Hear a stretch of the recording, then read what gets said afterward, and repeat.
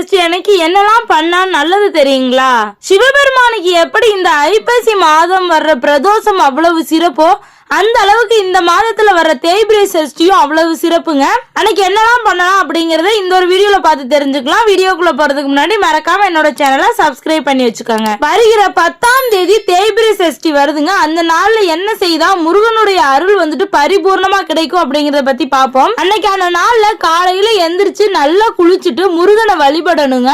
அன்னைக்கான நாள்ல முருகனை மனதுல எண்ணிக்கிட்டு விரதம் இருக்கிறது இன்னும் சிறப்பான ஒரு விஷயங்க. முருகனுக்கு பிடித்த உணவுகள் சாப்பாடு இது எல்லாமே வச்சு வழிபடணுங்க. எல்லாமே பியோர் வெஜ்ஜாதாங்க இருக்கணும். நம்ம என்ன விளக்கு தீபம் வேணாலும் ஏற்றலாங்க. வெற்றிலை தீபம் ஏற்றலாம், விளக்கு வச்சு தீபம் ஏற்றலாம். அந்த மாதிரி நமக்கு தேவைப்படுற என்ன தீபம் வேணாலும் ஏற்றிக்கலாங்க. ஆனால் முழு மனதினுடைய முருகனை வந்துட்டு வழிபடணுங்க. உங்களால் முடிஞ்சிச்சு அப்படின்னா பக்கத்தில் இருக்க கோவிலுக்கு முருகன் கோவிலுக்கு போயிட்டு வரலாங்க.